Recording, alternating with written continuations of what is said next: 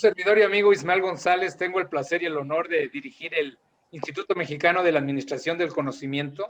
Somos una institución que tenemos ya 20 años de habernos formado y cuyo objetivo básico es apoyar a las personas y a las instituciones precisamente en organizar, difundir, preservar la información que generan y protegerla. Y creo que nunca más antes fue el momento exacto de tocar el tema de derechos de autor. Ahora que con la pandemia y con toda la situación que estamos viviendo, mucha gente piensa que por el mismo hecho de estar en pandemia podemos subir todos los contenidos y compartirlo. Y creo que es todo lo contrario. Ahora las instituciones y las personas deben tener mucho más cuidado en qué contenidos pueden compartir y también los contenidos que generan sus propias instituciones, cómo los deben de proteger. Adicionalmente a esta situación que estamos viviendo, hay una coyuntura adicional a raíz del TECEMEN, del Tratado de Comercio con América del Norte. Se modificó la ley de derechos de autor. Entonces, esto también nos tiene que volver a poner el punto en el tema y actualizarnos. Entonces, para nosotros es un gusto enorme poder estar con ustedes, darles la más cordial bienvenida. Muchas gracias, maestra Benita, por la invitación. Y creo que estamos tocando un tema que en una hora no va a bastar, pero la idea es que conozcan el panorama general y después con muchísimo gusto podemos ver otras opciones. Tengo el gusto de presentarles a nuestro instructor estrella. Siempre lo digo que es el mejor instructor que tenemos en el IMAC. Él tiene una gran virtud. Él es el doctor Ricardo Villegas Tovar. No sé si están viendo en pantalla su perfil. Él tiene, ahorita lo vamos a poner, él tiene varias situaciones. Bueno, me están aquí mandando una comunicación, Xochitl, que le cediera la palabra a Benita, perdón, para que nos dé la bienvenida oficial y después ya hacer la invitación formal de nuestro instructor. Adelante, Benita. Bueno, para poder dar inicio, nos gustaría transmitir una imagen, no sé si ya la tienen por ahí ustedes, que nos permitieran iniciar. Bueno, pues nos vamos a poner serios ahora sí. Empezamos. Muy bienvenidos sean todos ustedes. La Red de Bibliotecas de la Región Sur-Sureste, Revis Anuyes, les da la más cordial bienvenida a nuestra primera reunión de trabajo 2021. Nuestra reunión se llevará a cabo los días 17 y 18 de marzo, para lo cual hemos iniciado con esta conferencia. Para nosotros es un placer tenerlos a todos ustedes con nosotros y como recordarán, en días pasados se llevó a cabo una actividad que consideramos muy importante, un curso sobre los repositorios. Y por supuesto, para todos nosotros, como parte de la red de bibliotecas, pues les damos la más cordial bienvenida a todos ustedes. Sean bienvenidos miembros de Revis, miembros de Revix, miembros de REMBA y todas aquellas instituciones hermanas de los tecnológicos de todos los campus. Sabemos que están con nosotros del Tecnológico Nacional de México. Sean en verdad bienvenidos. Para esta sesión es muy importante que tengamos presente que la red de bibliotecas de la zona sur-sureste no solamente les da la bienvenida en esta ocasión, sino también como parte del trabajo colaborativo entre las distintas redes, hemos llevado y seguiremos llevando trabajos para estrechar fuerzas, para sumar las sinergias que caracterizan a todos los bibliotecarios, directores y jefes de los centros de información. Entre las distintas actividades, como ya se mencionaba, pues está este dúo, esta capacitación que diseñamos con el apoyo de la empresa Infoestratégica y del IMAC. En ella hablamos no solo de los derechos de autor, sino también de los repositorios. Como ya se ha mencionado anteriormente, este dúo de capacitación de repositorios y derechos de autor fue iniciado el día 26 de febrero con el curso y nos comprometimos a continuar la capacitación con esta conferencia. Estos temas sabemos que cobran especial relevancia dadas las condiciones actuales de educación a distancia que estamos viviendo, pero también es una estrategia para iniciar y en su caso robustecer los repositorios institucionales. Representan una poderosa herramienta que nos va a permitir no solo procesar, difundir la producción de los contenidos generados en nuestras propias instituciones, sino también de manera colaborativa, con otras instituciones. Pero como saben, es una gran responsabilidad cumplir con todas las normativas del derecho de autor. La emoción nos podría ganar, pudiésemos empezar a compartir, pero a ciencia cierta no sabemos muy bien de qué manera fueron elaborados los trabajos. A nosotros nos corresponde la difusión, pero nosotros no sabemos exactamente el contenido y de qué manera se llevó a cabo. Por eso es muy importante que tengamos cuando menos la conciencia de lo que es el derecho de autor. ¿Cuáles son las implicaciones para nosotros como institución? Como les decía, agradezco la colaboración de Infoestratégica y del IMAC. Me gustaría presentarles brevemente a la licenciada Patricia Mendoza Palomeque, de la red de bibliotecas de la zona Centro-Sur REMIX.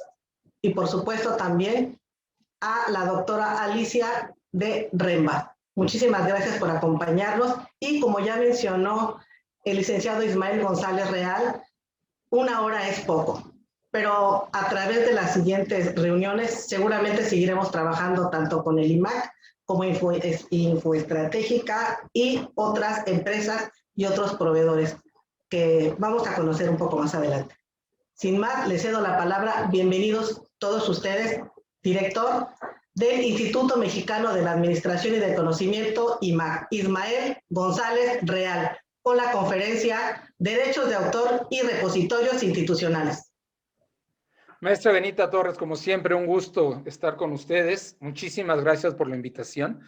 Como bien dice, empezamos con la parte de repositorios y se despertó tanto interés sobre los derechos de autor y realmente es un tema muy, muy importante en este momento y contamos, y no exagero, con una de las personas más conocedoras sobre el tema. Él es el doctor Ricardo Villegas. Ahorita les vamos a poner su perfil. Él es licenciado en Derecho, egresado de la Universidad de las Américas de Puebla, y cuenta con un doble grado de maestría, como lo pueden ver en pantalla, de Derecho de la Propiedad Intelectual por la Universidad de Turín y Academia Mundial de la Organización Mundial de la Propiedad Intelectual. Además, tiene su maestría en Gestión de Información y Conocimiento por la Universidad Abierta de Cataluña y actualmente, bueno, no actualmente, ya terminó, ya es doctor en Ciencias de Gobierno, cuya disertación versa sobre las habilidades tecnológicas y el manejo de datos abiertos del gobierno. Como pueden ver, es una persona que tiene un gran conocimiento en el tema y, como yo siempre le digo entre broma y en serio, tiene las dos cualidades: es bibliotecario y es abogado. Entonces, qué mejor que él para poder entrar a este gran tema, y les agradezco muchísimo y le agradezco sobremanera al doctor Ricardo Villegas su participación como nuestro ponente principal. Muchas gracias, doctor Villegas, y adelante, todos suyos. Gracias, gracias. Qué gusto saludarles. Pues me siento muy honrado de estar entre ustedes para platicar sobre estos temas de los derechos de autor en los repositorios, y especialmente después de que ustedes han tenido una serie de reuniones, de pláticas sobre estos temas, y que encuentran precisamente un área de oportunidad para trabajar sobre ellos, ¿no? Entonces, en ese sentido, pues voy a hacer una presentación muy concreta sobre este tema, y para ello me voy a apoyar de esta presentación de PowerPoint, que con todo gusto podemos compartir con ustedes, ¿no? Entonces, pues aprecio la organización de la red de bibliotecas de la región sur-sureste, pero también, bueno, pues veo a muchas y muchos colegas muy queridos de otras regiones, y bueno, pues igualmente me siento muy muy halagado con su presencia en esta tarde. Pues bien, miren ustedes, lo que me gustaría tomar como punto de referencia es precisamente el todavía vigente texto de nuestra Ley de Ciencia y Tecnología, que como ustedes saben, pues ya en el que parece remoto año 2014, adicionó un capítulo que define propiamente ya a nivel legal la figura de acceso abierto en el contexto de las actividades científicas y tecnológicas, ¿verdad? No es que sea propiamente una introducción a nuestro país en la figura de acceso abierto. Sabemos que pues propiamente la actividad bibliotecaria ya venía trabajando fuertemente en esta dinámica, y lo que hace la ley pues es propiamente incluirla dentro del marco jurídico mexicano, y en ese sentido, bueno, pues no solamente definirlo, sino crear de alguna forma una estructura que le dé vida propiamente a este movimiento de acceso abierto que sabemos, insisto, pues permea desde varios años antes, ¿no? Entonces, aquí el artículo 65 de esta ley nos habla propiamente, ¿no?, de la creación de las condiciones de libre acceso, es decir, en donde no sea necesario estar suscrito a la plataforma, no hacer un pago, y en consecuencia poder consultar libremente estos materiales, que dicho sea de paso, pues son los que típicamente se desarrollan o se generan en el ámbito de la educación superior, ¿no? Y qué decir a nivel de posgrado, con los centros de investigación, y pues de alguna forma todas las instituciones que reciben un patrocinio por parte del erario, y en consecuencia ahí se ubica como una justificación de carácter social, como un tema de justicia social, el que pues todo lo que se produce a partir de la inversión del erario, en términos intelectuales, pues se coloque de manera abierta para que cualquiera pueda consultarlo, ¿no? Entonces, es interesante cómo es que en la misma definición del concepto de acceso abierto, se nos refiere a que esta intención, este buen ánimo que se plantea desde la perspectiva legal, en ningún momento tendrá que ir en contrasentido de la propiedad intelectual en su conjunto, es decir, no puede violentar derechos de autor, no puede violentar los derechos de los editores, y ni qué decir, por ejemplo, de lo relacionado con la figura de las patentes, entre muchas otras figuras de la propiedad intelectual, ¿no? Entonces, aquí lo que estamos visualizando claramente es la necesidad del establecimiento de un punto de equilibrio entre, insisto, el buen ánimo que pretende alcanzar la figura del acceso abierto, y por el otro lado, la presencia de derechos de propiedad intelectual, ¿no? Entonces, esta situación, insisto, pues la vamos a ver principalmente articulada, ¿no?, en la presencia de los repositorios, es decir, el repositorio, junto con lo que ustedes mejor que yo saben acerca de él o de ellos, yo los abordo en esta oportunidad como la solución electrónica que no nada más sirven para almacenar o preservar la información o difundir la información que se está generando en estos espacios académicos, sino que a su vez el repositorio es este espacio en el que precisamente se tiene que alcanzar el equilibrio entre el ánimo de la difusión de los contenidos y, por el otro lado, insisto, la protección a los derechos de propiedad intelectual.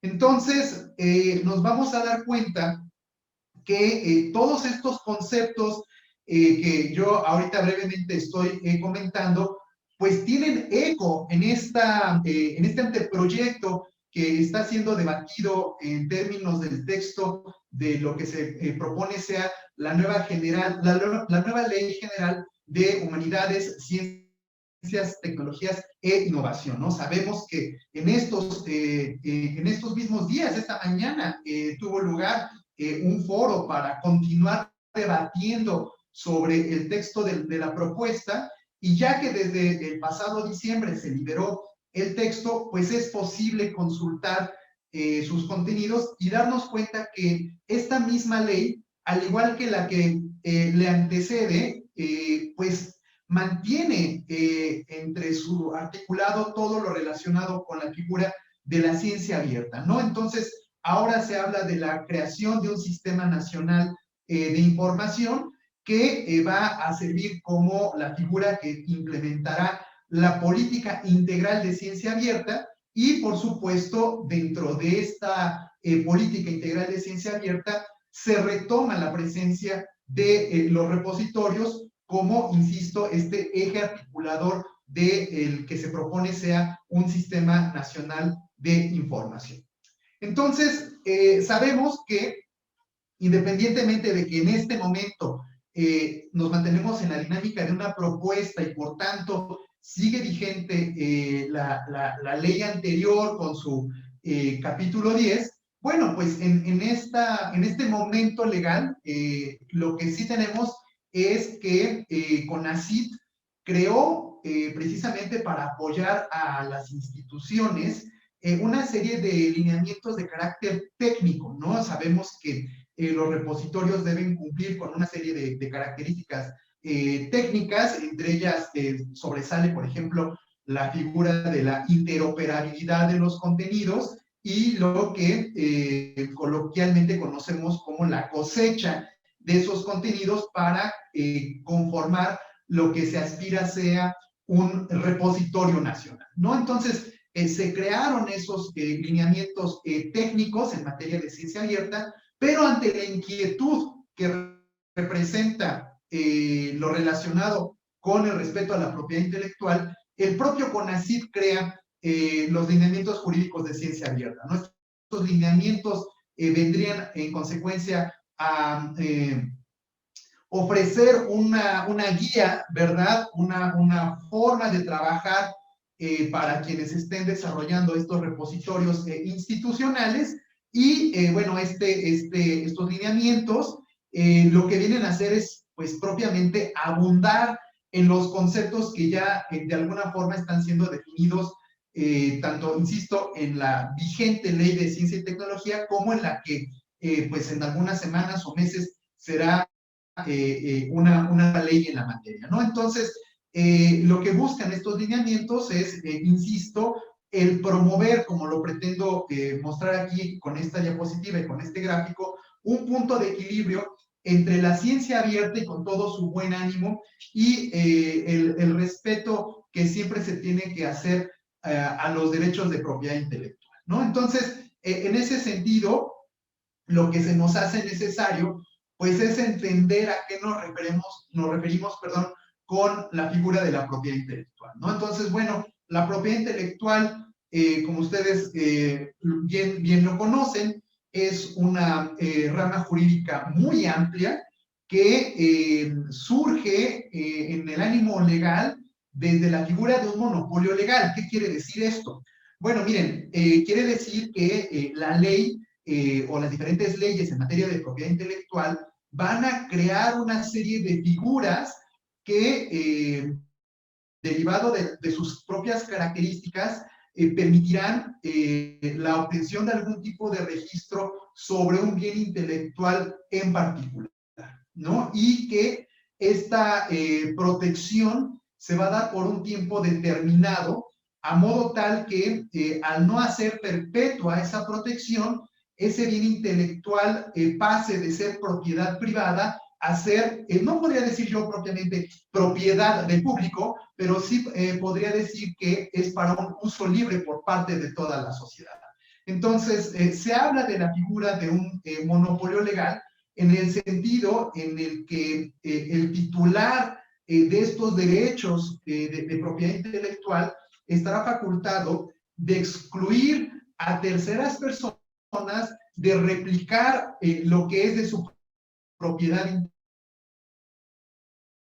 intelectual para cualquier otro tipo de fin que no disponga en un primer momento el titular, ¿no? Entonces, la propiedad intelectual sabemos, se compone en la visión mexicana por tres grandes elementos. En un primer lugar, la propiedad industrial, en un segundo lugar, los derechos de autor y los derechos conexos, y en un tercer lugar, la figura de las variedades vegetales, ¿no? Ahora no es propiamente el tiempo ni el espacio para abundar a detalle sobre estos puntos, solamente comentaré brevemente algunas cuestiones, ¿no?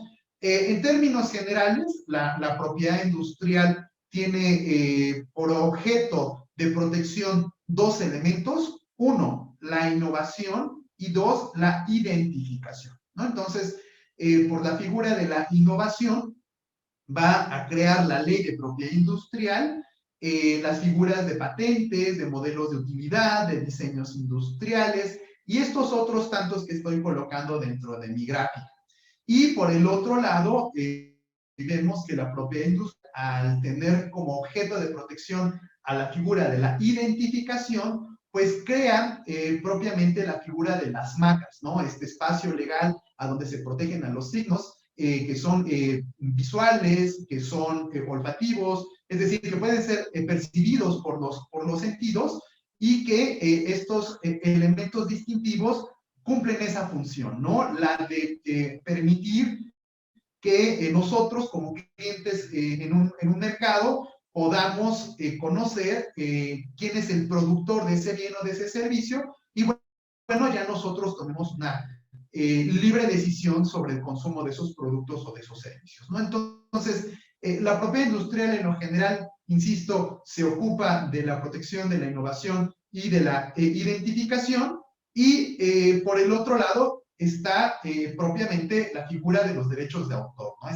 Este segundo gran componente de la propiedad intelectual, que sabemos tiene por objeto la protección de las obras literarias y de las obras artísticas, ¿no? Y aquí siempre surge esta duda respecto a qué se refiere la ley cuando habla de obras literarias. Y en términos muy sencillos debo decir que las obras literarias no se refieren propiamente a un género, sino más bien se refieren a una modalidad de materialización de la obra intelectual.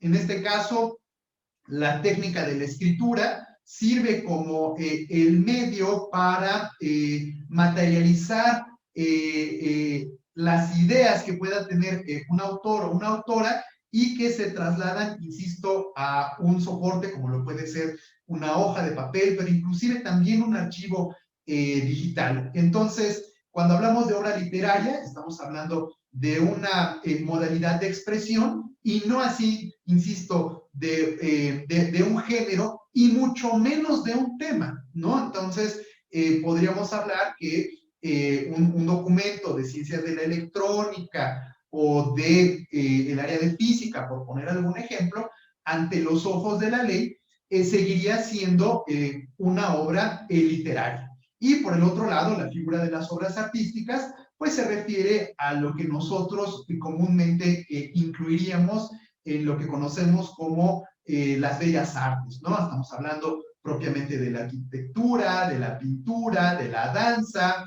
de la música, pero no solamente estas que consideramos como las bellas artes, sino inclusive otras tantas modalidades de expresión, como puede ser la caricatura, o pienso yo, a lo mejor el diseño gráfico o la animación digital, y un largo etcétera. Entonces, como podemos darnos cuenta, la propiedad intelectual en su conjunto va teniendo estos componentes que, en atención a las características del bien intelectual, es que se crean las condiciones de protección. Entonces, el otro punto que no comento aquí con mayor abundancia era lo relacionado con las variedades vegetales, que más o menos podemos identificar por su nombre. Se refiere a las modificaciones genéticas que se hacen a los vegetales, ¿no? De manera muy general, hablando en términos muy generales, en cuanto a, insisto, la posibilidad de que estas modificaciones genéticas se mantengan durante un número determinado de generaciones, y que en virtud de esta permanencia transgeneracional, si se me permite el concepto, de la modificación genética del vegetal, se otorga un reconocimiento, un título de obtentor a favor de este genetista, de esta especialista que haya alcanzado esa modificación, ¿no? Entonces, esos son los tres grandes componentes que se tienen en figura de propiedad intelectual. Hay algunas ramas emergentes, como puede ser lo relacionado a la protección de las expresiones culturales, de los bienes culturales, de los conocimientos tradicionales, ¿verdad? Y que poco a poco también van siendo considerados dentro de las leyes en materia de propiedad intelectual en nuestro país para generar me parece, un cuerpo robusto en términos de protección legal desde, insisto, la visión de los derechos de propiedad intelectual. Pues bien, la pregunta que nos surge en este punto es cómo hacer de los repositorios el punto de equilibrio entre la ciencia abierta y el respeto a los derechos de propiedad intelectual. Pues bien, la propuesta que yo les hago es una propuesta de igual forma muy simple, que busca articular los esfuerzos que ustedes como representantes de sus instituciones podrían hacer. Y esto se centra en la oportunidad de desarrollar políticas institucionales, es decir, de una serie de políticas de operación de los repositorios basadas en un modelo de administración de derechos de propiedad intelectual.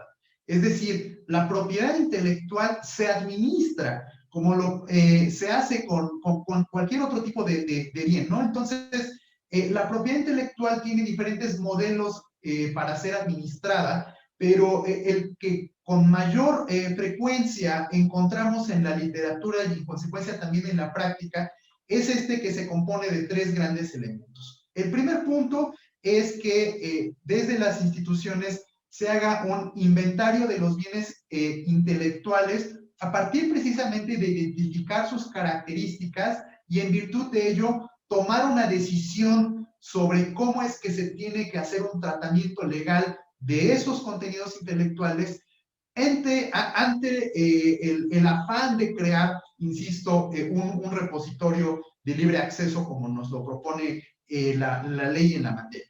El segundo elemento es el registro de esos bienes intelectuales, y ahorita tendremos que ver un poquito más a qué se refiere con la figura del registro, y en última instancia, la explotación de esos bienes, ¿no? Y cuando digo explotación, me refiero no siempre a la figura de un ánimo de la obtención de un beneficio económico, sino que la explotación es en sí mismo el deseo de que los repositorios operen bajo la modalidad del acceso abierto o la modalidad de la ciencia abierta. Entonces, la ciencia abierta la debemos entender como una modalidad de explotación de los bienes intelectuales. Entonces, para abundar un poco sobre estos tres puntos, me permito desglosarlos y regreso a la figura del inventario, ¿no? Entonces, ¿qué es lo que tendríamos que hacer dentro de las instituciones?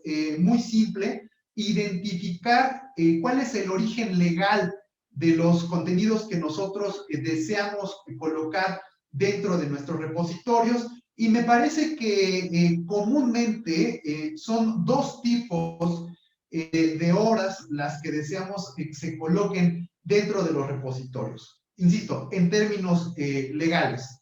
El primero de ellos son los contenidos que producen los colaboradores de la institución. Estoy pensando en los profesores, estoy pensando en los investigadores e inclusive pienso en los administrativos. Y todos estos colaboradores, invariablemente su participación institucional debe estar mediada por un contrato, una relación laboral contractual, y en esa relación contractual se debe identificar un clausulado específico sobre la propiedad intelectual o de los bienes intelectuales que se generen en función de las actividades bajo las cuales ellos están ofreciendo sus servicios dentro de la institución. Y aquí es a donde empieza a verse la oportunidad de articular nuestra política al preguntarnos si los contratos laborales que median la relación con todos los colaboradores dentro de nuestra institución contemplan un clausulado en materia de propiedad intelectual. ¿Por qué? Porque eventualmente sabemos que no es así, que a lo mejor la relación contractual inició mucho antes de el que surgiera este ánimo de la ciencia abierta, y entonces se hace necesario o revisar esos contratos o aspirar a hacer modificaciones, que a lo mejor suena un poco fuerte, ¿no? Es decir, vamos a modificar un contrato laboral colectivo, pero quizá también sea un buen momento el que identifiquemos que este sí tiene que ser un tema que tiene que ser incluido dentro de los alcances de la relación contractual laboral.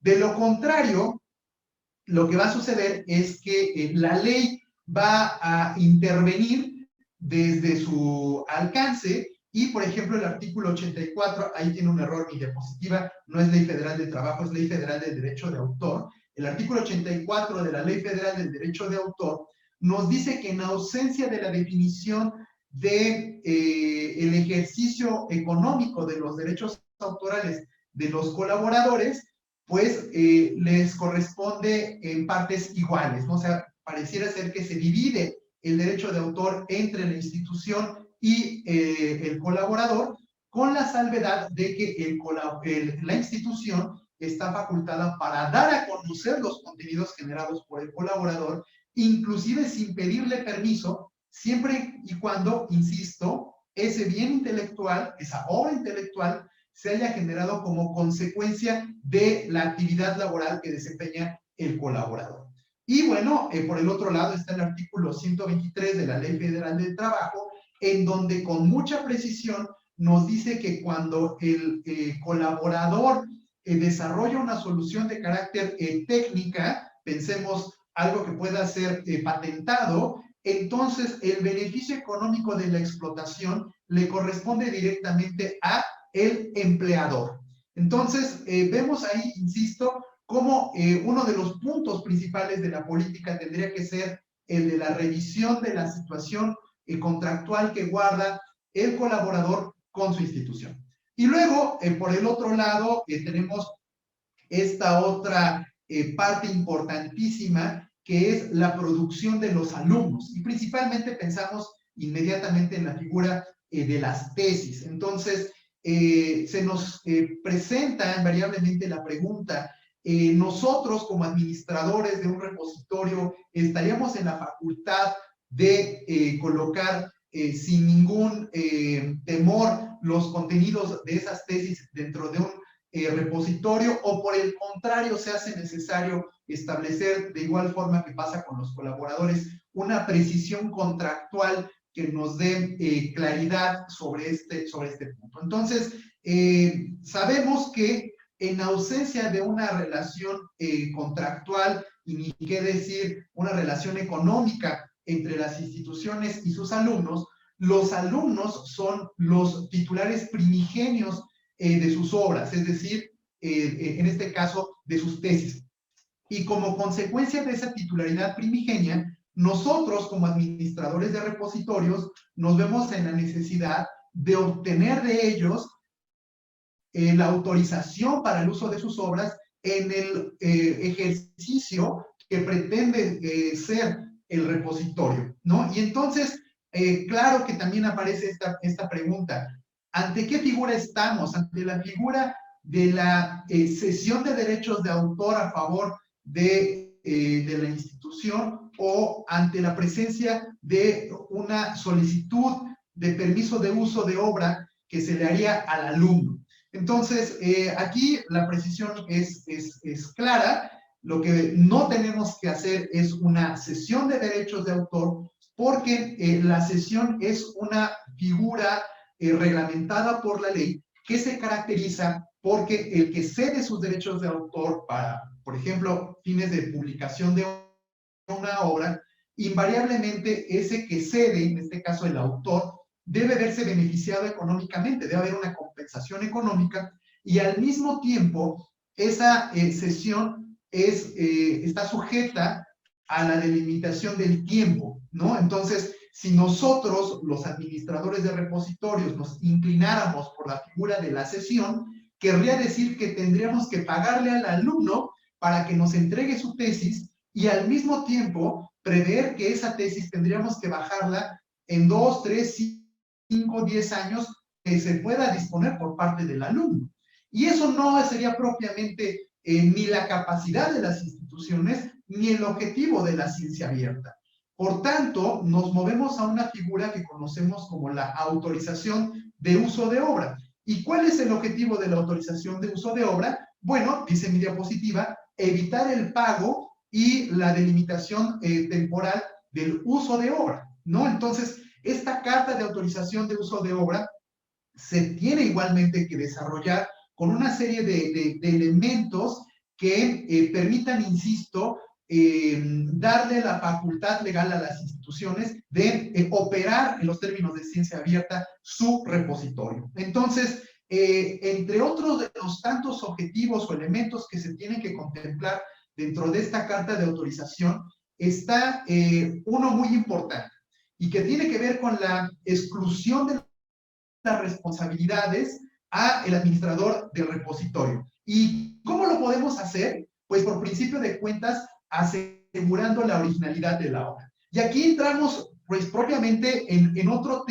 tema de igual importancia con respecto a los que ahora estoy comentando, ¿no? ¿Cómo nos aseguramos nosotros, los administrativos, los técnicos, los bibliotecarios, cómo nos aseguramos de la originalidad de la obra? Ante todo, los colegas bibliotecarios dicen, yo soy especialista en bibliotecología, yo no soy especialista en los contenidos de los que trata la tesis, entonces yo no podría valorar de ninguna manera la originalidad de la obra, porque no soy especialista, ¿no? Y entonces empiezan a aparecer en el mercado algunas soluciones, algunas herramientas de detección de plagio, ¿no? Y pongo plagio aquí, un concepto entrecomillados, porque debo decir que el plagio como concepto legal no existe dentro de la ley, el plagio es un concepto coloquial, pero bueno, ahora no es el momento para abundar sobre el punto, solamente digo que estas herramientas aparecen en el mercado, ¿no? Y parecieran ser de gran utilidad, aunque debo decir que si bien es cierto, son útiles, también es cierto que sus resultados, sus diagnósticos, si es que se les puede llamar de esa manera, de igual forma tienen que ser evaluados. ¿Por qué? Porque estas herramientas operan bajo soluciones de identidad de textos o inclusive de similitud de textos con respecto a lo que se encuentra libremente en Internet, o a lo mejor inclusive se tiene la capacidad de analizar contenidos que están dispuestos dentro de bases de datos o sistemas de información a los que se puede acceder como consecuencia de una suscripción. Entonces, este análisis de similitud o de identidad concluye, decía yo, en un diagnóstico que reporta porcentajes de similitud o de identidad. Y entonces, a veces, desde la visión bibliotecaria, se considera ese diagnóstico como la última palabra, ¿no? Y ya no hay posibilidad de debatir sobre ello, e inclusive se podría iniciar un procedimiento interno que cuestiona la originalidad. Sin embargo, vamos viendo en la práctica cómo estos diagnósticos, insisto, no se interpretan de la literalidad con la que se presentan, no se evalúan en función de los porcentajes de los que habla, sino que de igual forma se hace necesario entender qué representa ese porcentaje y cómo lo tenemos que entender en virtud del ánimo de la construcción de un repositorio institucional. Por tanto, de nueva cuenta, vean ustedes cómo surge la necesidad de instrumentar una guía que asista a los colegas bibliotecarios para decidir sobre la inclusión de una tesis dentro del repositorio, a pesar de los buenos o de los malos resultados que pudiera tener ese documento en función de su análisis dentro de estas herramientas de detección de plagio. Esa es una realidad, pero también la otra realidad es entender que existe una línea muy delgada entre el plagio y entre el uso legal de las obras de terceros. Es decir, un ejercicio por excelencia que llevamos a cabo en la actividad de la academia y de la investigación tiene que ver con la citación. La citación es un elemento no solamente válido académicamente, sino que también es válido legalmente. Entonces, tendríamos que también estudiar con un poco más de detalle a qué nos referimos cuando decimos que existen excepciones y limitaciones dentro del derecho de autor para permitir la citación y cuando esta citación cae en un extremo que se puede traducir o interpretar en la figura de un plagio. Entonces, vean ustedes cómo, de nueva cuenta, se hace necesario ahondar en este tipo de temas, ¿no? Y bueno, continuando con con esta trilogía que representa la posibilidad de administrar los derechos de propiedad intelectual, aparece en la segunda actividad lo relacionado con el registro. A ver, yo no propongo que ustedes se ocupen del registro de las tesis ante una autoridad administrativa como el Instituto Nacional del Derecho de Autor. No, de ninguna manera. Por una cuestión muy sencilla. Miren ustedes, existen dentro de los tratados internacionales firmados y ratificados por México la aplicación de un concepto que conocemos como el principio de protección automática. ¿Qué quiere decir esto? Que la obra intelectual, en mi ejemplo, la tesis o el producto intelectual que genere el colaborador de una institución, esos bienes intelectuales, cuando son obras literarias o son obras artísticas, inmediatamente se protegen a favor de quien las hace. Y que en virtud, insisto, de la relación contractual, puede que, en el caso del colaborador, se traslade esa propiedad intelectual del autor a favor de la institución para la que colabora.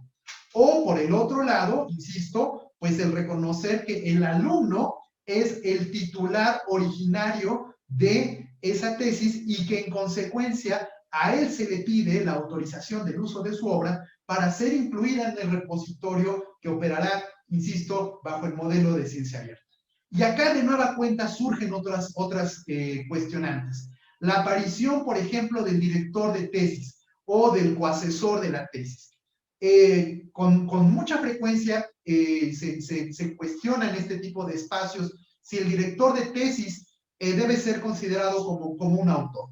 Y la respuesta legal es no. No puede ser considerado el director de tesis como un autor.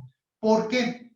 Porque resulta ser que el director de tesis es un colaborador de la institución y en el ejercicio de su función laboral se considera la actividad de la dirección de la tesis. Es decir, en otras palabras, y aunque suene un poco rudo, es su trabajo ser director de tesis. Entonces, no puede jugar con dos sombreros al mismo tiempo. No puede ser autor y al mismo tiempo querer cobrar como autor y al mismo tiempo querer cobrar como un empleado, ¿no? Entonces, claro que aquí puede surgir todo un debate que me gustaría también abundar en él, porque ustedes me podrían decir, oye, pero qué injusto es lo que tú estás diciendo, porque conozco de directores de tesis que prácticamente le llevaron la mano al alumno al momento de escribir la tesis. Pero también hay escenarios contrarios en donde el director de la tesis se entera de lo que trata la tesis el día del examen profesional. Entonces, la ley no se puede dar el lujo de identificar cuál es la situación particular que antecede a la creación de la tesis en los términos de colaboración que ahora yo los estoy comentando. Por tanto, otra oportunidad que se plantea dentro del desarrollo de las políticas en materia de repositorios institucionales tiene que ver con la creación de acuerdos de colaboración científica. Este es un tema que por sí solo vale muchísimo la pena desarrollarlo, insisto, el de la definición del grado de colaboración que hay entre quienes participan en un proyecto que concluye en un producto intelectual como puede ser una tesis, pero no solamente una tesis. Pienso también en el caso de los artículos científicos. ¿Qué problemas hay entre investigadores, por ejemplo, cuando no se ponen de acuerdo en el lugar que les corresponde en la sección de autores? ¿Quién será el primer autor? ¿Quién será el segundo autor? ¿Quién es el autor de correspondencia? Bueno, pues todos esos debates se resuelven antes de iniciar el proyecto de investigación y atendiendo a la figura, insisto, de los acuerdos de colaboración científica, ¿no? Entonces, ahí tenemos que cuando me refiero a registro, no hablo propiamente del registro de la obra, sino de la identificación de quién es el autor en función de las circunstancias que están rodeando a la creación de la obra. Ahora bien, en cuanto a la figura del registro, hay un segundo elemento que es muy importante y que con mucha frecuencia perdemos de vista, y tiene que ver con la propiedad intelectual sobre el repositorio. ¿De quién es el repositorio institucional? Porque estamos muy ocupados en resolver la parte legal de los contenidos, pero no nos damos cuenta o dejamos pasar el hecho, el acto de que la creación del repositorio por sí misma es una actividad intelectual. Claro, tú me podrás decir ahora que utilizarás plataformas de libre acceso, ¿verdad? Y que derivado de ello, pues entonces vas a construir tu repositorio institucional. Sí, pero de igual forma se hace necesaria la inversión intelectual para la programación de ese repositorio, y debo ir un poco más allá, para la presentación visual de ese repositorio, en el que seguramente hay una inversión en cuanto a diseño gráfico para darle una presencia visual agradable al repositorio. Y me voy todavía más allá. Algo que es muy propio del ámbito bibliotecario y que tiene que ver con la construcción del repositorio a partir de una serie de etiquetas que conforman los registros de las obras, y que gracias a la captura de esa captura detallada de los registros es que se permite la adecuada operación de un repositorio. Pues resulta ser que nuestra ley de derecho de autor contempla precisamente como un bien intelectual el ordenamiento de los contenidos dentro de una plataforma como lo pudiera ser el repositorio. Y en ese punto la pregunta es, ¿y quién es el titular de la disposición de los contenidos dentro de la institución? Entonces vemos que no solamente tenemos que ocuparnos de los derechos de autor de los colaboradores o de los alumnos, sino también de quienes están construyendo a nivel informático, a nivel de ordenamiento de contenidos, ese repositorio. Y bueno, el tercer punto de mi propuesta de política de operación legal de los derechos de autor tiene que ver con la figura de la explotación.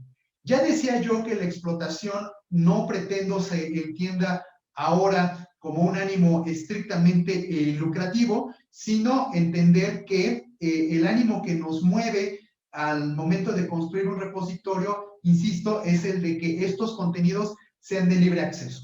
Y aquí es a donde de nueva cuenta aparecen otros elementos de la propiedad intelectual y en particular de los derechos de autor. ¿Y cuál es ese punto en específico? Pues muy sencillo. La ciencia abierta no es un decreto legal, ni siquiera es una definición que pueda establecer el director del repositorio o el rector o la rectora de la institución. La ciencia abierta nace de quien genera los contenidos. Si estoy diciendo que el principio básico del derecho de autor, entre otros, es la protección automática, es decir, el autor en el momento en el que crea la obra, automáticamente su obra ya está protegida por todo el cuerpo legal que existe en la materia, entonces es el autor el que decide cómo es que se habrá de utilizar su obra. Y una modalidad de uso de su obra se da en los alcances definidos por el concepto de ciencia abierta. Por tanto, cuando estoy construyendo un repositorio, tengo que prever que el que define el ánimo de la ciencia abierta, insisto, no es la ley, no es el rector de la institución, no es el director del repositorio, es el creador primigenio de la obra. Claro, por supuesto, está la salvedad, decíamos, de la relación contractual que existe con los colaboradores, en donde ahí sabemos que pues no habría mayor problema ante, insisto, la precisión jurídica que nos darían los contratos laborales y que nos referirían a que sí podría colocarse en esa modalidad de libre acceso las obras, ¿no? Pero también hay un concepto que no debemos dejar al aire, que también es muy importante y que tiene que ver con los bienes intelectuales generados por los colaboradores, pero que se publican en medios comerciales, ¿no? Pensemos en las grandes editoriales que tienen cuotas considerables en el mercado y que prácticamente si no estás haciendo uso de sus plataformas, pues entonces estás perdiendo una cantidad considerable de contenidos científicos. ¿Cuál es el papel que juegan esas editoriales comerciales de los grandes nombres que ustedes mejor que yo conocen? Y ese papel, cómo se desempeña al interior de un repositorio, ¿no? Entonces, vean cómo de igual forma tenemos que resolver ese pendiente, porque no nada más es decir, porque la ley lo dice, entonces digitalízate el artículo o descárgalo de la base de datos, y bajo el argumento de que uno de los autores colabora con nosotros, entonces colocamos la versión final de ese artículo dentro del repositorio en la modalidad de libre acceso, ¿no? Como podemos darnos cuenta, pues nuevamente ahí aparece un pendiente que se tiene que resolver. Entonces, concluyo esta intervención diciendo que, bueno, pues he pretendido a lo largo de estos minutos tratar de colocar algunos puntos que me parecen muy importantes, que se tienen que resolver y que se resuelven, debo decirlo, no solamente atendiendo las indicaciones de la ley, sino también entender la misión social de las instituciones. Hay instituciones públicas, hay instituciones privadas, hay instituciones de todo tipo, y cada una de ellas tendría una forma particular de administrar sus derechos de propiedad intelectual y estarían en su plena libertad, porque debo decir que si algo caracteriza a los derechos de propiedad intelectual en su conjunto es que son plenamente negociables, ¿no? Entonces, en ese sentido, pues hay que atender no solamente las indicaciones de la ley, sino también a la misión y la visión de las instituciones. Pues hasta acá mi intervención, espero haya sido claro en mi planteamiento y bueno, pues como ya mis colegas de NIMAC están indicando en el chat, pues abrimos un momento para escuchar sus preguntas y responderlas de la mejor forma que sea posible. Muchas gracias por su atención. Muchísimas gracias, Ricardo. Como siempre, muy claro y muy conciso. Esperemos entonces las preguntas que nos están haciendo a través del chat. Tenemos 15 minutos para responder.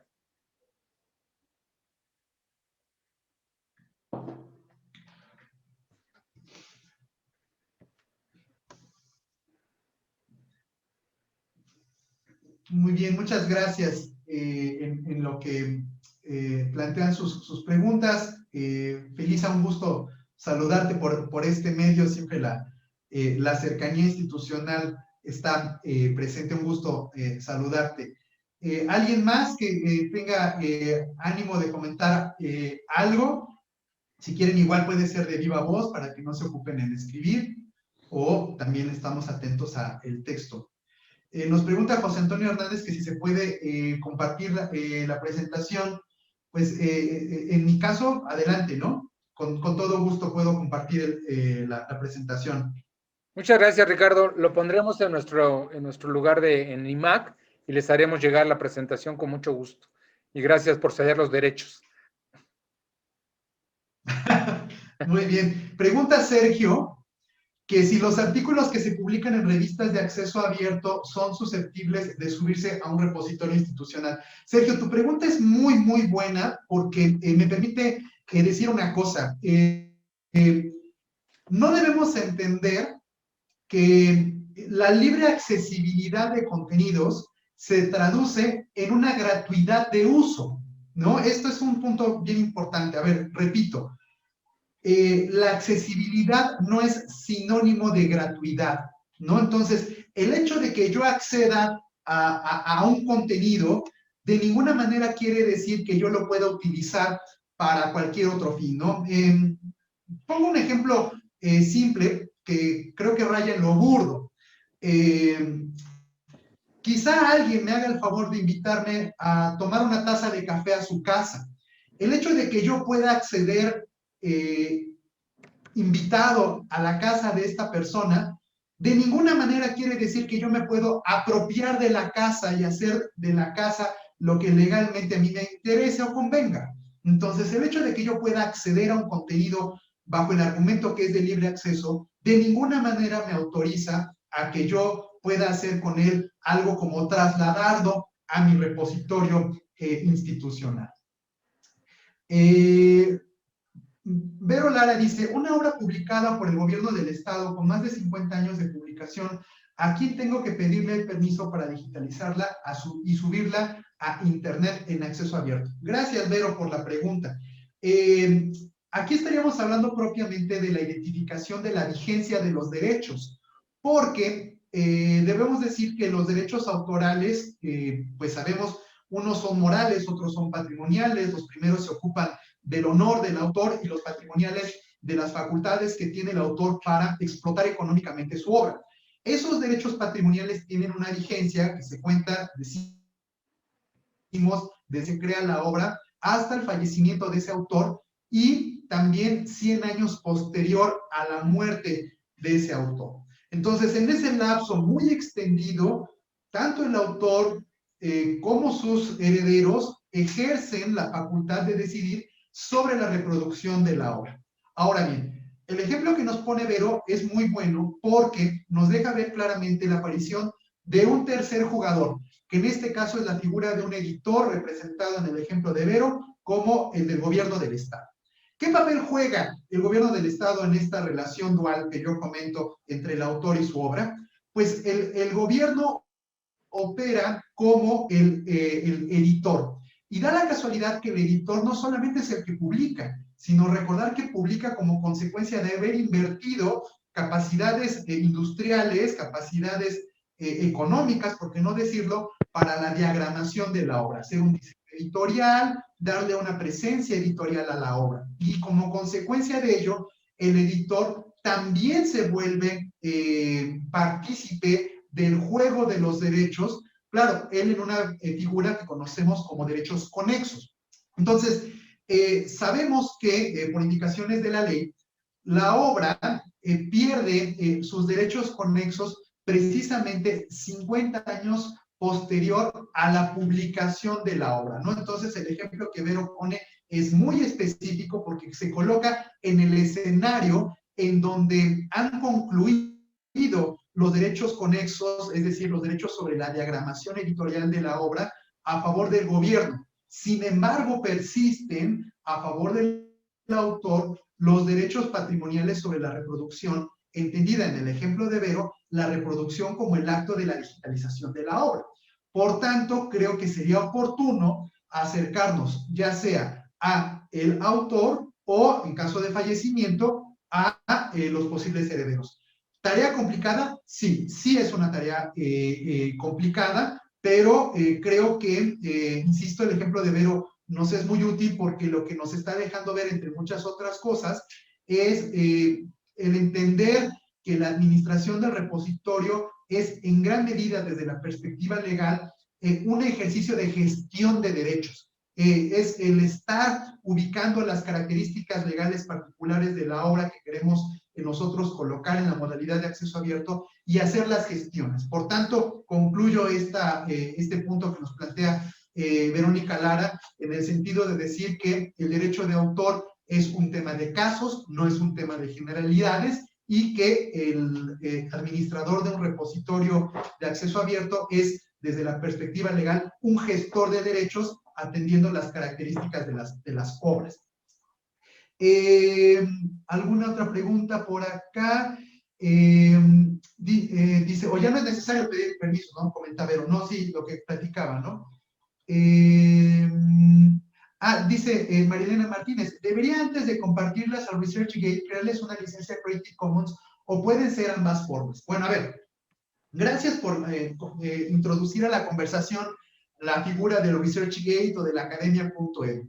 Miren, estos espacios digitales lo que buscan es precisamente el que se difundan los contenidos creados por los autores, pero siempre con el antecedente de que sea en las versiones que salen, valga la precisión, de la computadora del autor o de la autora, ¿no? Entonces, es totalmente ilegal colocar dentro de esas plataformas contenidos en su o contener esos materiales en su versión editada, porque como lo comentamos un poco con el ejemplo que nos puso Vero, se involucran los derechos del editor en cuanto a la diagramación editorial de la obra, ¿no? Entonces, pasa esto con muchísima frecuencia, ¿no? Y aprecio mucho la pregunta de María Elena, porque eventualmente el autor dice, pero ¿por qué yo tengo que ir a pedirle permiso al editor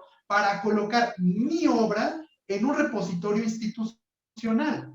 Bueno, es que quizá no hemos sido muy cautelosos como autores y no nos ocupamos de revisar cuáles son las cláusulas que nosotros afirmamos que estamos de acuerdo cuando pues firmamos un contrato de cesión de derechos a favor de una editorial comercial.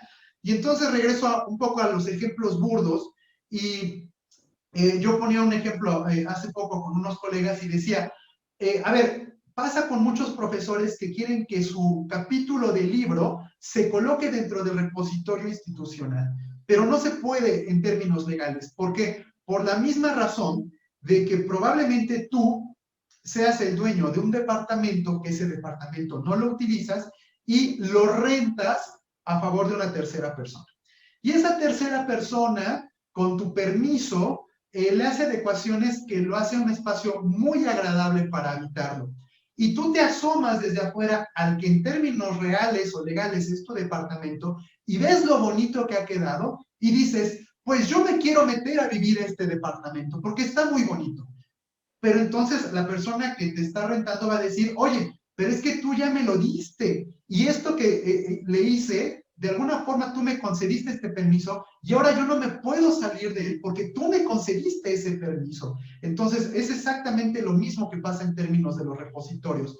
Cuando yo como autor veo ya mi trabajo en una versión editada muy agradable desde la perspectiva visual, ahora quiero llevármelo de regreso a mi repositorio, a mi página personal, y eso no es posible porque yo ya le cedí en gran medida esos derechos a favor de mi editor, ¿no? Entonces, a lo que quiero llegar es que el autor es propietario de la versión última que salió de su computadora, no así de la versión editada, ¿no? Por el editor comercial. Entonces, si quiero incluir esos contenidos en el repositorio, pues debo prever esa situación y también debo decir algo. Los editores están prestando muchísima atención a este punto porque ustedes estarán de acuerdo que a las editoriales comerciales pues no les encanta la idea de que existan los repositorios institucionales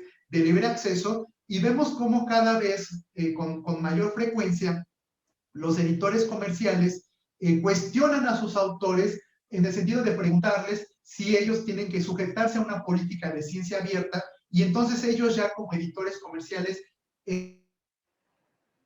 saben qué es lo que va a suceder con el trabajo que ellos habrán de publicar, ¿no? Entonces saben de antemano que ante esa situación es probable que el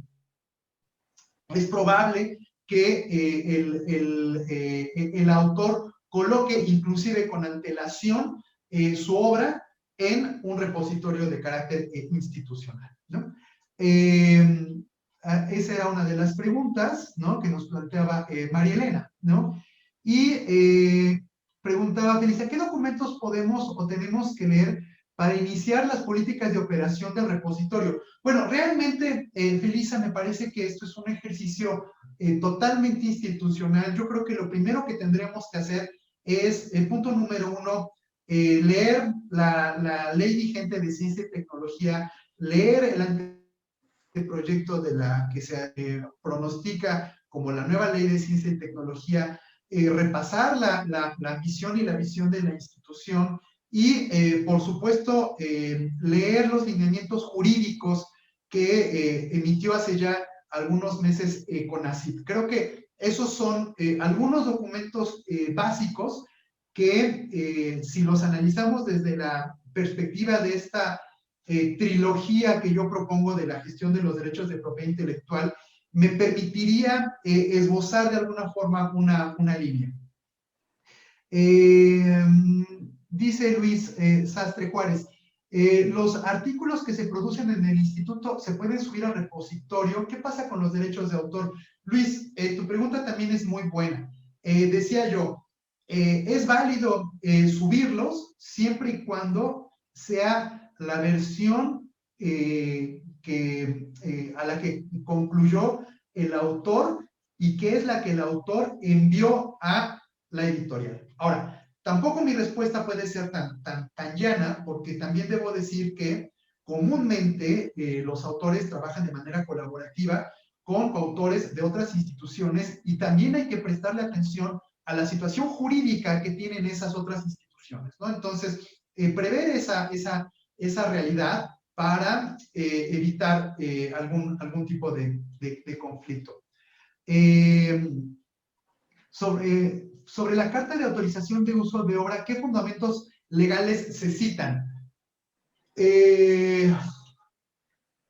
Bueno, no es fácil decirlo ahora, pero yo diría que cuando menos es el artículo 21 de la Ley Federal del Derecho de Autor, que tiene que ver con el catálogo de los derechos patrimoniales, ¿no? Es muy puntual, Florina, este artículo 21 y el artículo 24, porque nos dice a qué tiene derechos el autor, ¿no? Y lo primero que nos dicen esos artículos es, punto número 1, tienen el derecho de decidir sobre la reproducción de su obra, y por reproducción se entiende también la digitalización. Punto número 2, y es algo que Ismael comentaba al principio de esta intervención, tiene que ver con la figura de la comunicación pública. La comunicación pública es un concepto recientemente modificado en la ley que refiere a que el autor tiene la facultad de decidir si su obra se comunica por medios electrónicos, es decir, propiamente el repositorio opera como un medio de comunicación pública, pero hay que entender que la comunicación pública es una facultad legal a favor del autor. Por tanto, se tiene que pedir permiso de, no nada más de la reproducción en términos de digitalización, sino de comunicación pública en términos de la utilización de medios electrónicos para dar a conocer la obra.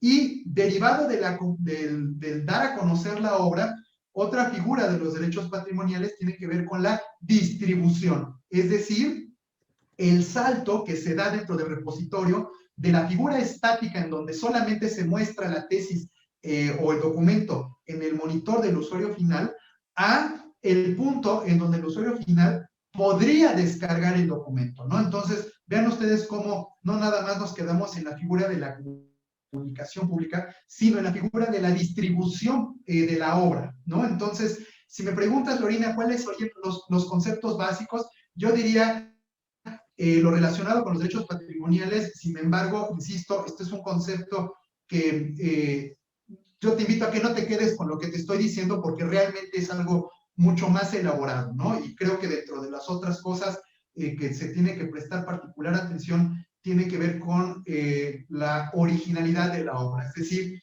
no solamente el que se tengan los medios desde la administración del repositorio para confirmar la originalidad, sino algo que es muy importante: excluir de responsabilidades a la administración del repositorio respecto a los contenidos ilegales que estén disponibles dentro de la tesis. Y les pongo un ejemplo muy concreto sobre esta cuestión. Yo como tesista estaría facultado para colocar imágenes, gráficas, tablas dentro de mi tesis, y bueno, pues a lo mejor para mi examen profesional, pues llevar algunos ejemplares de mi tesis y distribuirla entre los miembros del sínodo para debatir en una sesión los contenidos. Entonces, ahí creo que no hay mayor impacto por la utilización de las imágenes al reproducirlas en 4, 5, 6 ocasiones, o igual número de integrantes del sínodo, y ese es un escenario. Pero cuando nosotros subimos esa misma tesis a un repositorio, ¿qué es lo que sucede? Que la comunicación pública es masiva. Entonces, la utilización de esas imágenes que no son de mi propiedad, ahora se van a difundir de manera masiva gracias a un repositorio. Y la pregunta en este punto es, ¿y quién es el responsable de haber obtenido los derechos de difusión masiva de esas imágenes?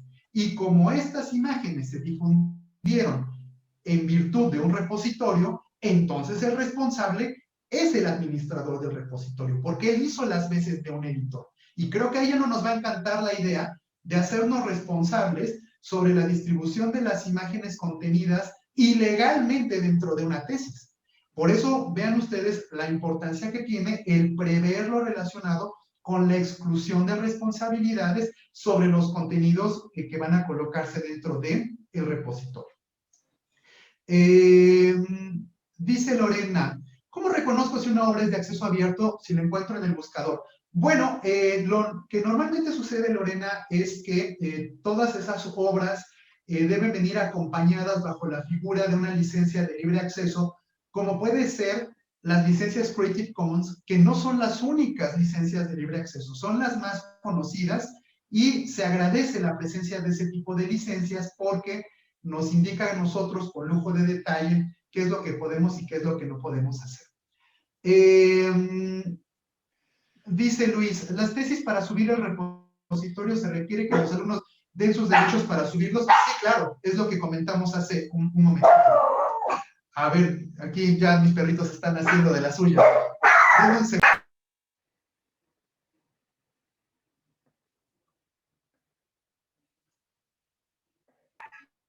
Estas son de las cosas que no podemos dejar de lado en el trabajo desde casa, ¿no? Perdonen ustedes.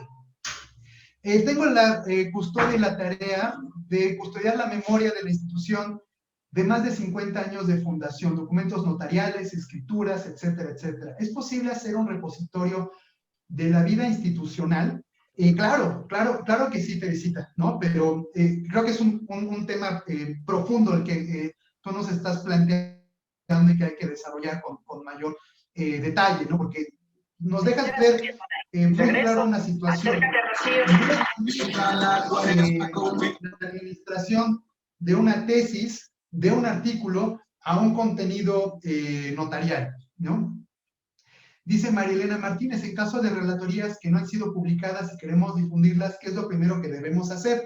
Marielena, de igual forma, ¿no? Identificar cuál es la situación legal de esa, de esa relatoría. ¿Cómo se generó? Es un colega que asistió a un evento y se le encargó que hiciera la relatoría y ese colega está haciendo esa actividad intelectual en el marco de una relación contractual, entonces tenemos una situación.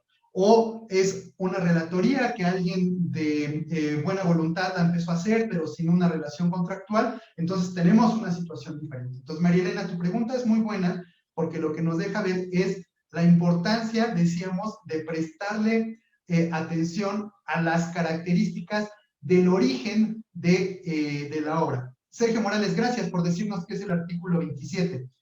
Y bueno, esas son las preguntas, Ismael, que tenemos hasta el momento. Muchas gracias por su atención. Ismael, te regreso el uso de la palabra. Muchas gracias, Ricardo. Como les dije, 1 hora no era suficiente. Esta es una introducción básicamente a lo que es el derecho de autor y lo que tenemos que estar previendo. Como lo hemos informado, estamos a punto de dar cursos sobre el mismo tema en el IMAG. La próxima semana iniciamos nuestro curso. Por aquellas personas que tengan interés en el mismo, con mucho gusto les podemos hacer llegar la información más puntual. Muchísimas gracias, Ricardo. Muchísimas gracias a la maestra Benita Torres. Muchísimas gracias a todas ustedes y a todos. Cuídense mucho y les cedo la palabra a la maestra Benita.